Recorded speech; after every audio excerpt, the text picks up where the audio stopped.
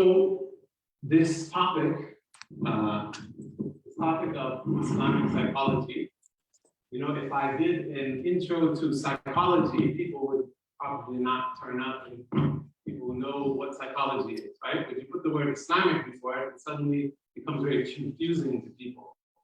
And it's a topic that not a lot of people know about, and not a lot of people understand what it means and what that opens up, and there's all kinds of questions. So whereas for me, this is my area of research, this is my area of work professionally in practice and in teaching and all kinds of ways. And so for me, an introduction to Islamic psychology is somewhat,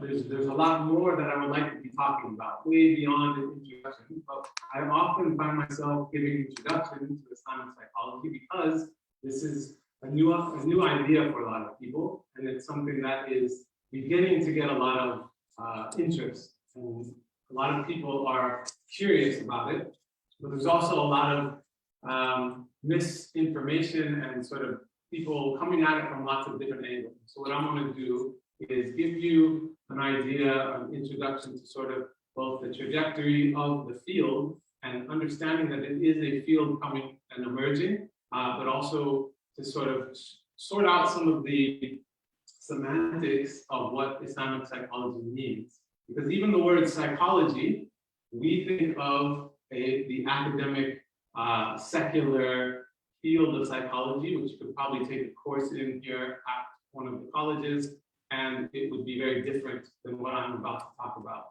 And yet, so that field of psychology has been defined as the study of mental processes and behavior. And people talk about the mind, and then that connects to the brain, and then we get into things like neuropsychology, and then there's questions of like, well, where would Islam fit into that? But at the same time, that same secular Western field of psychology had its roots in something much more grounded in a religious framework. And the word psychology means the study of the soul.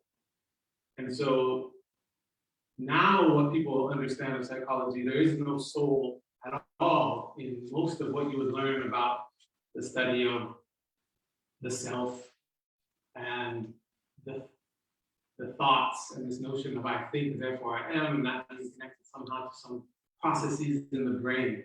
And so really, I think when I'm using the word psychology, it's involving and including this idea of mental processes and behavior, but it's including much more, and it's sort of recognizing and bringing back the soul into psychology and sort of reclaiming this word even. So what I'm going to talk about, In Sha Allah, is talking about the roots of psychology, the study of the soul, is what I'm talking about in this context, in the Islamic tradition, and how understanding how far this goes back in the Islamic tradition, and then what happened at some point, sort of not that long ago, to where this field emerged called psychology that sort of derailed it into a very different thing, and then how Muslims have reconciled that and come to sort of looking back into the history of the tradition, and what does that mean for us in the contemporary world, and then the outcome of that being something like putting it into practice, an application of psychology, which we often hear of psychotherapy or therapy or counseling, and so this Islamically integrated version of that, and then how this new field has started to develop in Islamic psychology. So if you go back into the Islamic tradition, in just even looking into the first mental health facilities or mental asylum, you find in the Muslim world they had maristans or bimaristans sometimes they're called, or dar al-shifa, houses of healing. And these places were where there was really intensive and holistic practice of caring for people that had what we now call mental illness, but really understanding it from a holistic perspective. And they would come to these facilities, and there would be some talk therapy, but there would also be music therapy, and there's a whole art of this still being practiced and understood in Turkey. And the idea of maqamat, like different sounds that would be played to change the state of somebody. And the architecture was built in a way that would change somebody's state. There was aromatherapy. There was all these things that are now thought of as sort of alternative medicine or holistic care were really integral to an approach to not only mental health care, but medicine. And so medicine was really integrated with spiritual, emotional, psychological health and healing. And there wasn't a separation between what we now know as psychology and physical health. Because in an Islamic approach to the human being, you see it from this notion of tawheed, of oneness, that the human being is one. And so there is no sort of understanding that by healing the body, it is separate from healing the inside of the human being. And that really, these are integral. And so this idea of ilm nafs is essentially the Arabic of what we have the word psychology. It's the study of the soul, or you could say the science of the soul, or you could say the science of the self. And while this wasn't a field in and of itself, like, so we know that Islamic sciences, we generally know of fiqh, of jurisprudence, kalam, theology, we have tasawwuf, which is misunderstood, but understood as spirituality and tazkiyah. And all of these things, throughout all of them, you find aspects of the study of the self and the soul, because at the heart of the Quranic message is how do we understand the human predicament? And how does the Islamic tradition guide a human being to know about their development and towards maximizing their potential? And so there's this spectrum of coming into wholeness and coming into health. And so you find this ilm nafs throughout all of these different Islamic sciences. It's not a separated thing because it didn't need to be, because the scholars and Muslim communities at this time were living in a place where the Islamic paradigm was assumed. And so when you study medicine, you study the human being, you study these things, you're looking at it from the Islamic epistemological and ontological paradigm, how we come to understand the reality of the human being. And so it was really integral. And so even when you look at the early Muslim philosophers, or people who contributed to what we now are calling Islamic psychology, many of them were known as physicians, not necessarily psychologists, but they were physicians, they were philosophers, they were polymaths. They had a mastery of many different fields of knowledge because they were brilliant, but also because that was necessary to understand the holistic notion of understanding the human being from an Islamic perspective. It's all interconnected, so you need to be looking at it from all these different perspectives. And so this table demonstrates, this is a table that's in the book that you mentioned that I published a few months ago, that shows, if you look on the in the middle, these are topics that you would find in a psychology textbook. And on the right, these are the people who have been attributed to sort of developing these ideas as the first people, right? And if you look at the dates, those people go back to, the earliest is the 17th century, but most of them, even the 19th century, 20th century. We're talking not very long ago. And in the Western Academy, this is what's thought of as the history of psychology, going back only this far. But if you look on the left, these are all Muslim scholars who were writing about in very detailed ways these same topics centuries and centuries and centuries before this. And so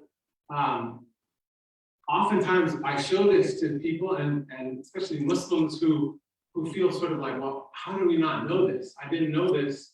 And it's like we're disconnected from this part of our heritage. And similarly, the field of psychology also is disconnected from their roots of understanding the science of the human being. And so whereas they have this narrative that, Beck is one of the people who invented cognitive behavioral therapy, and then now Professor Madri, who passed away recently, Allah have mercy on him, translated a book by Abu Zayd al-Balkhi, who was a scholar in the 9th century. And when you read this book, that was published in the 9th century, it's essentially in a detailed fashion laying out what we now know as cognitive behavioral therapy, which we think that was invented or discovered, in the past 100 years. And he was the first person to distinguish between exogenous depression and endogenous depression. So meaning that there are some things that cause depression that are physical. It's a chemical imbalance. And he said that those things should be dealt with a physical medicine, right? So now we have psychiatrists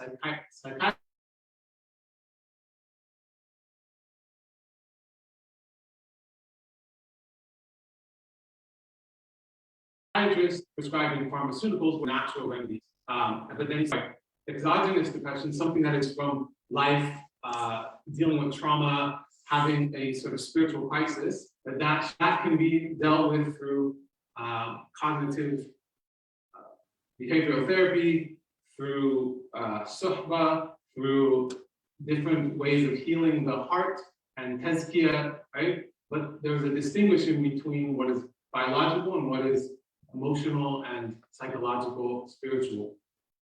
So this sort of changes our notion of psychology and we can start to understand what we mean now by Islamic psychology. And so what happened, so with these, people on the right-hand side, this basically started in looking at psychology from this place of being disaggregated and this not a holistic picture necessarily. We're looking at mental processes and behavior and starting to remove the notion of the soul and the spiritual reality of the human being because of epistemology, the epistemological approach. And so epistemology means how we come to know things, what gets to be called knowledge. And as we all know, especially I'm sure some of you study science, you can't talk about anything that's not seen and measurable because epistemologically, there's a bias to what is seen. And some people would say, well, that's not a bias, that's just reality. The only thing that exists that is real is what can be seen, right? The corporeal world. But from an Islamic paradigm, the unseen, the ghaib, is a reality of the worldview that the Quran posits, that there is a unseen reality and that there is knowledge that is that source is beyond what we can measure. And so then in about the 20th century, when this started being imported, this notion of psychology as a secularized study started being imported to the Muslim world. Psychologists, most Muslims were being trained in, they would take psychology in, some of them came to Cambridge, study psychology, and they say, okay, well, this is a science, this is a pure science, so I'm going to adopt it, it has nothing to do with Islam. But then Professor Abdallah Rothman was one of the first people to start to say, well, wait, it's not a pure science. Psychology involves philosophy. There is an epistemological bias there. We are assuming things about who the human being is and what is human nature that you can't say is just like biology. There is something else going on. We can't just throw out all of this knowledge that's in the Quran and the Hadith and from the early Muslim scholars. We have to question this psychology and start to understand we actually already have our own psychology. And so what he said in this book that was published in 1979, which was 40 years ago, and now still to this day, it could be considered revolutionary because people are still stuck in this mentality. And what he said is that Muslim psychologists, they get, first they're infatuated, infatuation with the secular version of psychology, and they sort of just take it completely and have this cognitive dissonance between their religion. It's like, well, my religion and my belief is over here, and then I'm going to accept this notion of the self that is removed from any notion of the soul or spirituality. And then when the second phase of starting to wake up to this is what he called reconciliation. So they're trying to reconcile the religion and the beliefs and the teachings from the Quran with something like what we learn about Freud and the id and the ego. And they would say like the nafs al-lawama is the id and the ego is the nafs. And they start to paste on top. But that this is sort of this Islamization approach. We're taking something and trying to map it to our Muslim knowledge and Muslim Islamic tradition, but that the foundation is not rooted in this paradigm of how we understand the human being that involves Allah, that involves the longer trajectory of the human being involving the akhirah. And so he sort of started this trajectory of saying, no, we need to build from the ground up an understanding of psychology that is built on an Islamic understanding of the human being. And so he said that we need to move into the phase of emancipation, in being emancipated from this worldview that is not aligned. And he's not saying completely throw it out.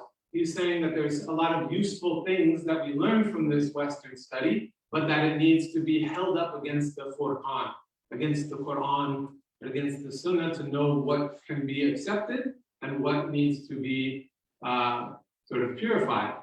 And so he said it's like a building that is not fit for purpose, it's decrepit, it's not doing well, but we want to use it for our own purposes, so we paint a new fresh coat of paint on it to make it look new, right? And so he's saying this is what we're doing when we sort of Islamize Islamized psychology or even other social sciences. We sort of sprinkle Islamic words here and there and concepts, but the foundation is still the same. And so he's saying we need to build a new foundation from the ground up that is built on the assumptions of this ontological paradigm, and that this would be this emancipation phase. And then you could use, when you tear down this old building, you could use some of the useful things. You could use a brick that's still in good shape, use some wood that's still in shape, and construct this thing. Why do we have to construct it if we already had it in the 9th century as ilm al-nafs, right? The reason being is that we live in a very different world, and most of us are not living in integrated Islamic societies where we have everything in place, where there's small communities gathered around the sheikh who can give guidance and be grounded in this. We're living in these disaggregated communities where we're not living fig-tree lifestyles. And so we need some way of coming to understand the guidance for human development in a way that makes sense for the contemporary human. And I say human because it's not Muslim psychology. So this is what a lot of the development has been. Well, let's do mental health with Muslims. Muslims need mental health, and so let's take what we know in the West and apply it to Muslims as a population. But what we're talking about is an approach to understanding the human being and how the human being develops based on Islamic teachings, not necessarily about Muslim identity, right? There is a place for understanding who the person is and understanding the culture and how that applies to psychology, but it's understanding what is the human being, what is healing, what is health, how does healing happen, right? And what is the ultimate trajectory? Is it just to feel better and to plug back into sort of dunya life and society, or is the goal of healing to come into realization of your nature as a slave of Allah, and to understand that the goal is akhirah, not comfort in the dunya. So that changes the nature of psychology, changes the nature of what you would do in something like psychotherapy. So then this sort of took off in the US and the UK, primarily in the Western world. There started to be in the 21st century a lot of movement towards bringing spirituality back into psychology. People were looking to Eastern traditions, this wave of humanistic psychology, transpersonal psychology, but mostly looking to Buddhism, Hinduism, things that were sort of pulling from these wisdom traditions, but still in this secular frame. But what that did is it opened up the place for people to start to think about what does it mean to integrate Islam into psychology. So there became this big wave of people doing more research in this area in the early 2000s, so not that long ago.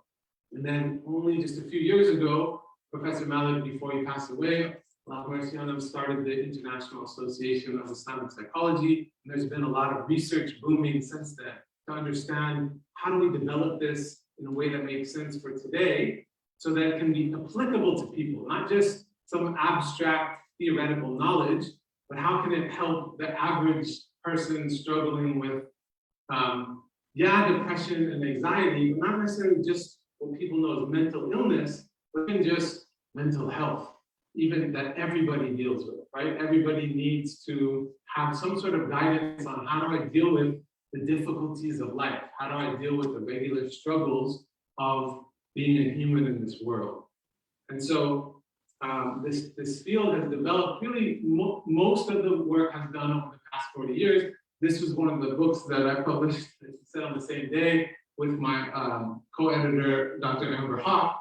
And each chapter has a different country represented. So there's all these countries here: Malaysia, Nigeria, Somalia, South Africa, places that a lot of people have no idea that development was happening in this field of Islamic psychology. But what we wanted to do is highlight that there's been a lot of work happening and sort of trying to bring this to life and create an international network to bring more awareness, but also bring more development to this field so that it can start to actually benefit people, because there are a lot of people looking for support and guidance, and there is a use in developing this field, especially now. And so in that development of the field and research, this is an article that I wrote with some colleagues in 2016, and we did a study of sort of the research that's been developing, and these were the 5 themes. And so a lot of it is just, sort of this idea of reconciliation. How does psychology match with Islam? Historical accounts of Islamic psychology to bring the awareness. But this one, development of theoretical models, this was the least, at the time, this was the least done, because there was a lot of people conjecturing ideas of how this could happen, but no real core of like, what does this actually mean? And how do we create a framework for understanding psychology and understanding all this in-depth, abstract philosophical knowledge that we have in the Islamic tradition? How do we bring that into something that is a framework to build from? Because what happens is people were jumping into creating techniques, Islamically integrated techniques, but then they're doing that with the framework that they have, not realizing that that framework of understanding the human being is not grounded in a notion that the human being has a ruh and has a connection to Allah subhanahu wa ta'ala, and that there is a larger trajectory of the life beyond just trying to feel comfortable. And so we have to create this framework. And so this one, development of interventions and techniques, is really where a lot of the work has been happening now, of starting to put in place, what does this look like in Islamically integrated psychotherapy? So these, in the past few years, the book on the left came out in 2018, book in the middle came out in 2020, and then this is my book that came out a few months ago, 2021, really starting to envision and develop ways of making this in something like clinical application. So there's different approaches to how Islam is integrated into psychotherapy. By psychotherapy, sometimes these become like really medicalized clinical terms, and you think, well, that's only for people dealing with really difficult mental illness. But that's not necessarily the case. Psychotherapy is therapy, it's counseling, it's anybody who has anything from I'm having a hard time in life to I feel like maybe I don't even know myself that well. You know, I'm functional, but I want to know myself better. To I'm in a serious depressed state of depression and I need help, and all kinds of things in between. And so again, with these different approaches, some people, and this is what most people tend to do because they don't have the in-depth knowledge of the inner workings of the human being, it's taking these Western approaches and then doing this, what we call a top-down. So they're trying to integrate Islamic principles into a framework that already exists. You know, because you go to study psychology in uni and you're getting training in a certain framework, and that's what people know. And then how do I sort of apply my Islamic knowledge? And then an indigenous approach being this bottom up, and this is like that building that Professor Malik Baji was talking about, which is the work that me and my colleagues are really trying to push forward in creating an indigenous framework of Islamic psychology that's from the top, from the bottom up. And so the factors in what type of integration someone does comes back to what I was saying at the beginning of how do we just even understand the term psychology, much less the Islamic part in front of it, but psychology, right? So the study of mind and the brain and behavior will take somebody into studying cognitive processes. How does somebody have these cognitive processes? What is the self and consciousness? And that's going to be very influenced by Cartesian dualism and this notion that the thoughts are the I think, therefore I am. And so even though there's a lot of talk about the mind, body, soul, that is a notion that is not necessarily rooted in a silsila of knowledge, right? It's sort of haphazardly like, well, we have an idea that there's a soul, but there isn't this detailed science if we're choosing from different wisdom traditions that don't have a really detailed science. Whereas the Islamic tradition, we have very, very detailed science of understanding the depths of the soul and the self and how this works in dynamic and how it works in development. And so it's involving the whole epistemological reality that involves the unseen, the different levels of how we perceive things based on Allah's knowledge, the idea that there is ilham, there's inspiration that can come into the heart directly from Allah, the human being. There is khawatir, the khatir are there notions that come into the self that can come from Allah, they can come from angels, it can come from shaitan, it can come from your own nafs. So understanding that, you know, this makes it a whole different playing field if you're not just only measuring what thinking is and consciousness is based on synapses in the brain and cognitive processes that are part of this brain, right? And so it's looking at this bigger picture, and that changes the game. And so this is why there is a difference between a cultural adaptation of psychology to Muslims versus a total paradigm shift. And so this is why you'll hear people talk about Muslim mental health. And so what we say is Muslim mental health is taking that same secular framework and using it with people who identify as Muslims. But imagine, you know, probably in this room, there's people that identify as Muslim, and that means, it doesn't mean that they necessarily come from the same cultural heritage, right? It's more than just a cultural identity, it's an understanding of cosmology. And so this question of what makes something Islamic is beyond just what this term Muslim, but really understanding it from the Quranic paradigm. And then from that, it's really this notion of Islamic definitions of human nature. And so this is where we understand, people have heard these terms, ruh, qalb, aql, and nafs, and that becomes really confusing, and there's been a lot of writing about it, but a lot of the writing has been abstract and philosophical and hard to understand what it means in usefulness. So this is a sort of artistic rendition of a model that I created, and I made it look like it's old because the idea is that this is old knowledge. This is not something new, but we are bringing it into a context to make it make sense. So while this model didn't exist in this way before, all of these concepts were there, but they were spread out in all these different Islamic sciences. And now that we have a notion of a field of psychology, I've put this together in this way to make sense of how we can use it. So this is what it looks like with sort of transliteration.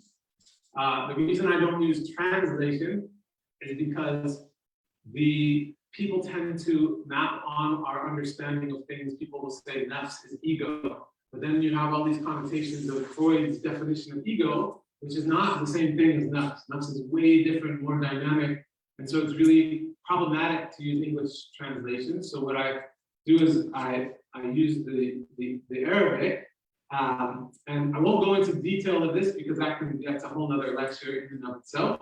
But you can, if you're interested, you can either, it's in my book, but also in this article that's listed here. So it's a shorter read.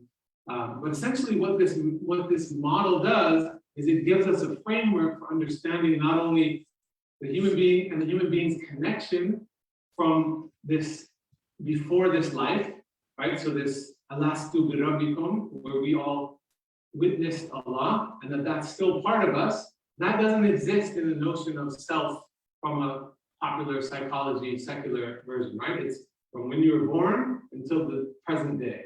And yourself is your personality and your memories, and that's how we define the self. Whereas in Islamic trajectory, we have prenatal and post-mortem realities. So this life is only one piece of that. And so it changes the whole sort of dynamic of what we're doing and where we're going. So it's really important to sort this out. As complicated as it can be, what we're trying to do is simplify it so that it can be put into practice and useful for people understanding themselves and understanding the soul, not just the self, but the aspect of this ruh that we have that connects us to our original witnessing of Allah. And so then these are the terms. This is also from the book, just so people get to understand the terms rather than using something like spirit and soul and intellect, and because these become really limiting. And so why we need this different model is because there's some fundamental things that completely change the game, right? So I mentioned the role of the afterlife, understanding bala, or the trials and tribulations. Often in something like secular psychology, someone would come in dealing with the difficulty, and the goal would be to get to a place of comfort, to deal with the symptoms, and get over to a place of better functioning. Whereas what we understand from Islamic teachings is that the trial, the bala, is an opportunity to come closer to Allah, and that there is wisdom in learning to, there's a whole fiqh of fiqh al-bala, the understanding and the rules about these trials and tribulations, and that there's wisdom in it. It's not that we just want to get over it, but we want to understand and go through it. The idea of the qalb being the center of the human being, where we have this yaqiluna. The Quran talks about the qalb, the heart, having an ability to perceive.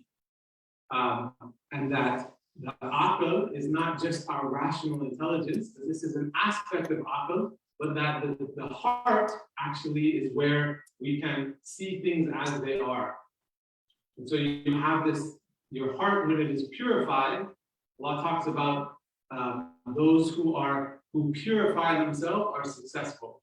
Zakaha, tazkiyah. And so this process of purifying the heart uncovers the difficulties that have built up, the diseases of our heart, to uncover the ability for the heart to see things as they are.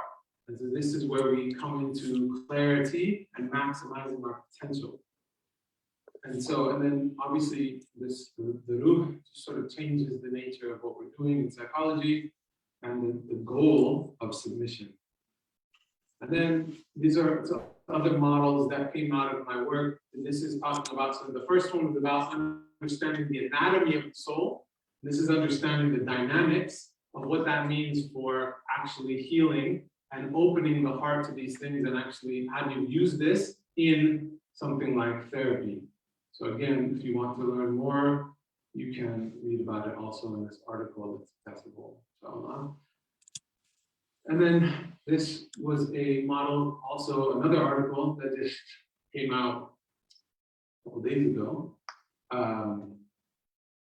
that distinguishes between where is the role for Islamic psychotherapy and how do we understand that in differentiation from spiritual role of a sheikh, who would traditionally understand in tasawwuf, the role of a sheikh is to take people on deeper levels of the soul. But the reality is that most people are struggling with just coming into a state of equilibrium, coming into balance, and that there's a lot of work that can be done for people to do in a clinical application way through training, learning how to understand how to do this. And Imam al-Ghazali actually wrote about in the Ihya al-Ulumuddin that the ideal is to have a sheikh, but that's very rare to find. Even in his day, he said this, in the 12th century.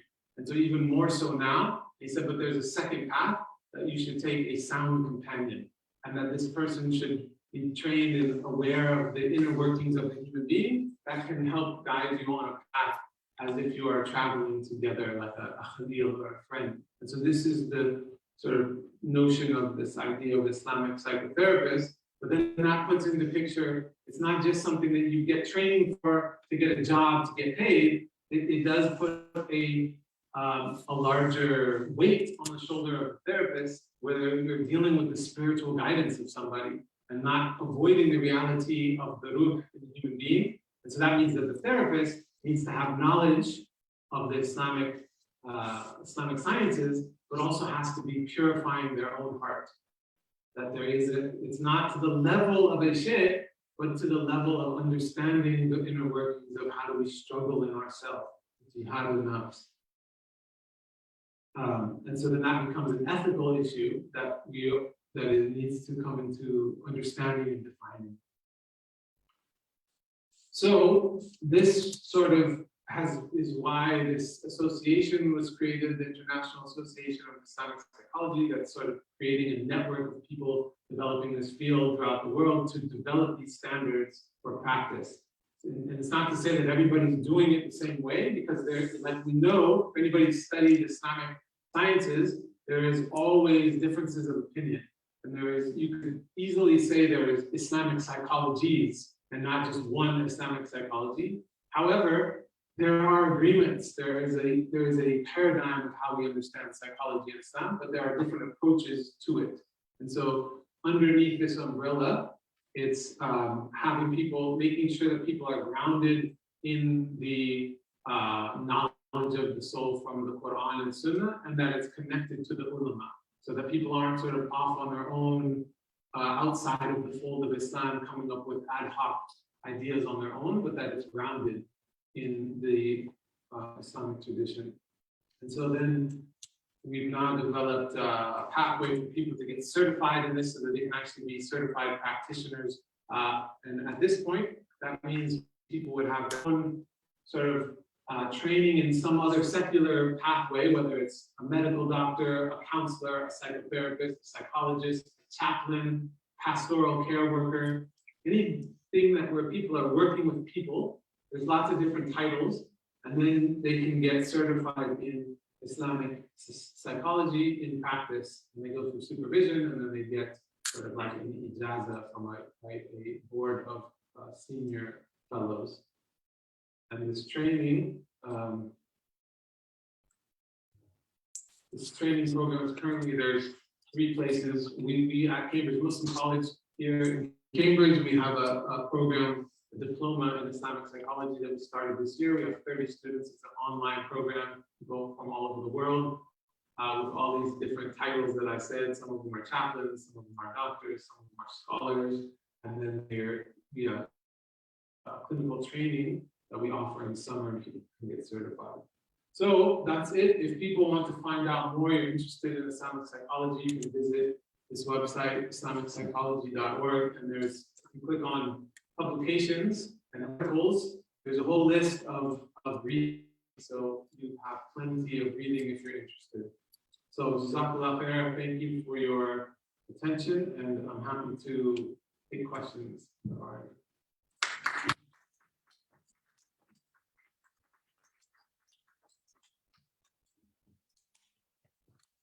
Jazakallah, Dr. Rothman. As you said, some questions. If anyone has any questions, please put your hands up, and we'll for those online, we'll send a Menti link on our social media account so that you can send an anonymous question that way. Any questions?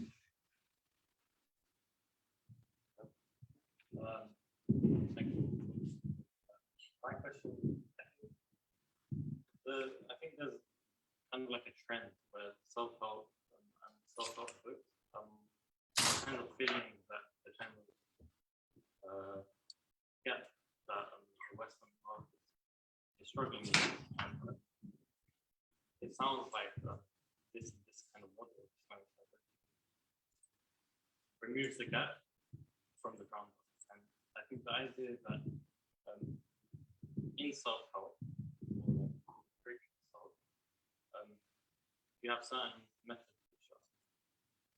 I guess the whole idea of self-help in the Western world is just to feel better, feel good, and pleasure, and then how you mentioned seeing things as they are, and that would be a kind of realization.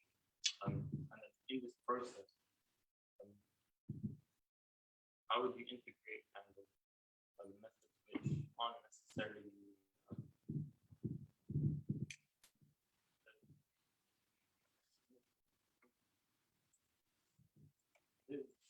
the kind of methods that you use when you're building something from the ground up? I feel like you'd open yourself up to this kind of methods which in the current paradigm wouldn't be socially acceptable. And I've lost my train of thought. If you have any.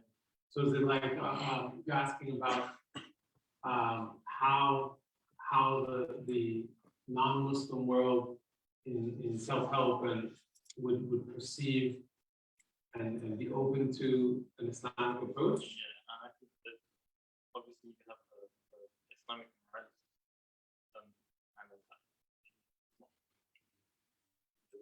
that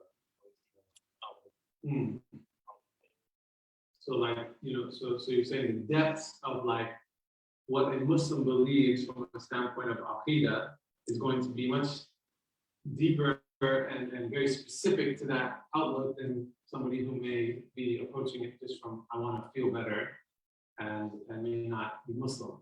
Is that what yes. No, I'm not sure. Well, I can answer that question until you come up with a different one.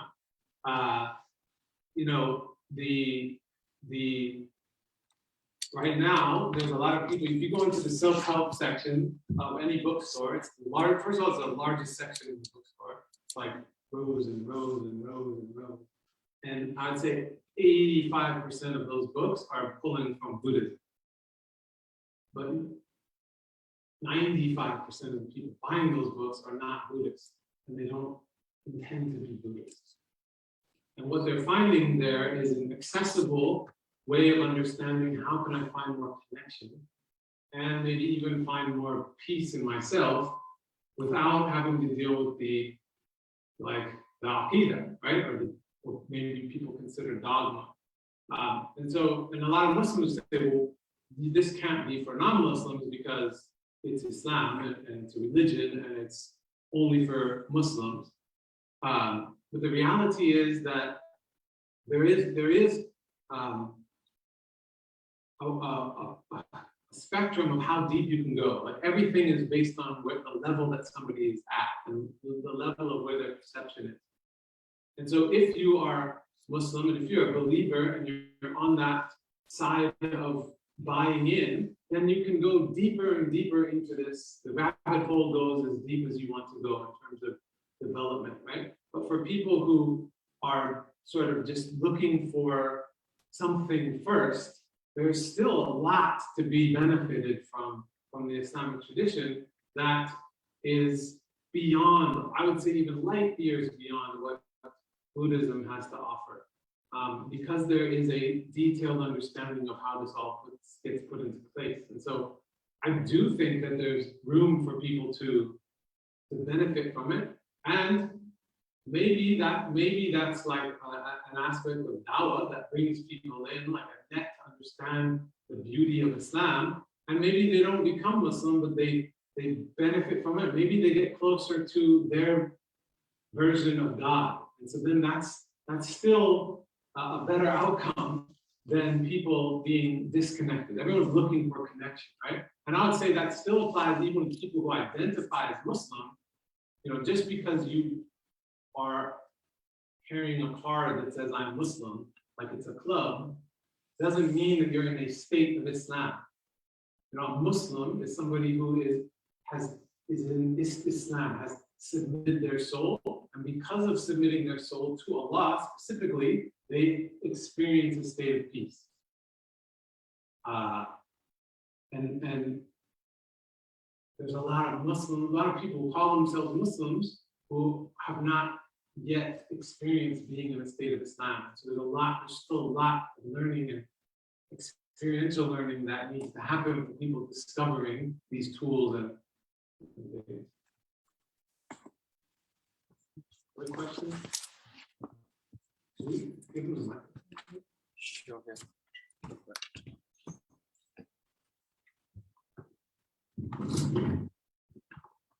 Sakura, thank you so much for the talk. I just wanted to ask, could you give a bit more detail about what are some of the examples of these Islamically integrated psychotherapies without, medicalizing it so much? Is that something you think that can be incorporated within, to provide to Muslims in this country, or does that add to the whole idea of, further marginalizing or secularizing Muslims and their mental health in terms of a medical aspect? That makes sense. I'm not sure I understand the question. So the medicalized aspect means, what would it? So first, I heard you say, what does it look like? Like, what does the application look like in like an example? And then you mean specifically in a sort of conventional scenario? Yeah, as in, other than what is already out there or in psychotherapy, is this something that can be available for just people in general to access, or does that mean that, like you mentioned, carrying the card of a Muslim, is there a criterion for what means that you would benefit from something like this, or be able to understand the value of something like Islamically integrated psychotherapy? So I'm not sure if I understand the question, but the level with which somebody understands sort of the details of like what's represented in this model is not necessary for a person to benefit from healing and health. You can, the practitioner can understand the dynamics of what the human being is and how then to help them come into wholeness. That can be, so I've worked with non-Muslims and I'm doing Islamic psychology and they're benefiting from it and they're very happy. But I'm not trying to make them Muslim, I'm not using Arabic words. But the fundamental notion of how I'm getting them to a place where they feel good is helping them understand that their soul is connected to something bigger. And that by just trying to deal with like moving things around in their life to feel better, they keep getting frustrated, like, well, I'm still carrying this problem. And so what I'm trying to do is guide them to like, okay, well, there's something blocking your heart from being able to be in a state of submission. And that state of submission is where the healing comes from. So it's Allah that heals. It's not people or frameworks or techniques that heal. It is the person aligning with their fitrah. And so, there's a lot of ways that can be accessible based on the level of somebody. And this is actually missing, I think, even in the way that people study Islam and scholarship, is that, people need to understand from their level so that they benefit from it. Otherwise, what use is it, right? There's no use to this knowledge if it just sits on a shelf and gets dusty. The point is, it's supposed to take somebody from what they are to what they ought to be, like max their potential. So we would call that like our potential as Khalifatullah, as Muslims. We have the ability to emulate the character of the Prophet. All that still holds true for any human being, and they can benefit from it in that aspect. The other aspect, which I'm not sure if you're asking about this, but the perhaps what would be different about an approach that's not an Islamic approach is that, so let's say cognitive behavioral therapy is the most widely used thing, and it's studied a lot, and it's tested, and it's measurable, and so people like it, and there's results from it, but the results are like sort of surface level. So if you look at this, the water level is sort of like what the presenting problem is, right? I have this problem, I'm stuck in this pattern, and this pattern, I don't like it, so I'm coming to see a therapist to not have that pattern. And so you can help somebody restructure their thoughts to remove that maladaptive pattern, to create a new one, and they can benefit from it and be like, okay, now I'm functioning better. But it's still above the surface. There still may be something that pattern was connected to, that by reworking it and restructuring it, you've now sort of potentially bypassed the thing in the heart that has been keeping them from opening to the truth. So there's this kafara that happens in our heart where we cover over the truth. And in order to fully transform in a deeper spiritual way, you have to access the heart. The heart has to be involved in the process of psychology, or opening to the reality of the ruh. But if you, in therapy, you're working in a paradigm that doesn't even recognize that the ruh is a thing, and the heart is this vague notion of like emotions, and it's not the center of the self that has access to Allah, then you're only going to be able to help a person to a degree. You're going to be able to help them cope. And that's what most psychology is, it's coping. And that's good. For a lot of people, they need to cope in order to function. But then the functioning, what we're saying is the best case scenario from that perspective is, I'm living in my house, I've got the white picket fence, and I've got a good job, and I'm plugged into the capitalist system, and halas, that's health, that's doing good. But if we're talking about akhirah as the goal, you shouldn't, being comfortable here is problematic sometimes. It means you're actually maybe missing out on what, because we say, one of my teachers say, pay now or pay later. You better pay now and deal with the pain and the difficulty now when it's short versus an eternity of it. Umar ibn Khattab said, take yourself into account before you're taken into account. And so it's a very different notion of what's happening in therapy. It may look similar, but the goal of where you would call success is very different.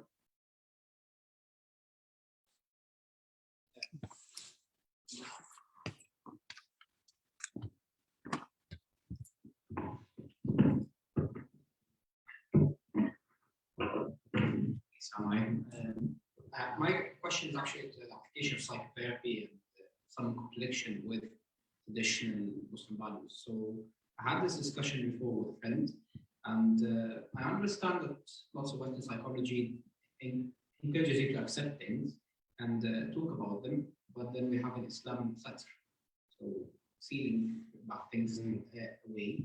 And I believe it's, I would just want to comment on basically how Islamic framework would incorporate the concept of satr fundamentally when treating a person, because I don't think, for example, group-based therapy would come very well into the concept. Group therapy? Yeah. Right. Yeah, these kind of things. Right, so because what you're saying is that the fundamental thing of why you would cover and not share and expose is in public. Right, so that there's a distinction between sharing bad traits or information publicly, because the notion is publicly, then you could be, you could be giving the person a bad image, or you could be inciting, saying this is okay. Like, so there's definite problem with it being public. In private, though, there's a lot of specific fiqh and writing around that you need to be able to uncover those things in private, and that they should be in private. So if you read even in things like brotherhood, like in Imam al-Ghazali's section in the Ihya on brotherhood, talks about how you should always cover over your brother's faults, right? And it's this whole chapter where it's like, you should never bring anything bad to his attention, you should blah, blah, blah. And then suddenly there's a whole chapter after that that's like, you have to bring all of the bad character traits to them, because you wouldn't want, if these are like scorpions, and if a scorpion was in your brother's clothes, you would want them to tell you so it doesn't sting you. And so our bad character traits or muhlikat are the same thing. We should have people around us that are willing to tell us right. But he says in private, specifically in private. And that within that realm, that's where you can do this tazkiyah. And in order to do tazkiyah, or in order to heal something, it has to be uncovered. You have to be able to talk about it, not in detail. When somebody comes and sees me, they think they need to tell me their whole life story. And I just say, look, if you need to tell it to me, fine, but it's for you. I don't need the details. I can help you from where you are, from what you're experiencing today. And it will include all of that story. But you have to be able to be open to talk about these things. And so what it means is, what does privacy mean? It means creating a safe place for that. And then also there's aspects of, like, we know when you're going to see a physician or doctor or something else, then the fiqh is different, or the parameters are different. You need to expose yourself. Literally, like, sometimes you would never take your clothes off. When you go to a doctor, you're required to take your clothes off if it's necessary for health and healing and wholeness. And so, but group therapy, yes, it's a bit different, because how do you know that as private? But what does private mean? It means that whatever is in this space stays in this space, right? And so when you can do group therapy, but you would have to spend a good amount of time at the beginning establishing confidentiality and establishing that this is a special group. What we're talking about is specifically for working on ourselves, and nothing gets shared outside of this group. And people have to literally agree to this in a very serious way. And then you can do it within the group.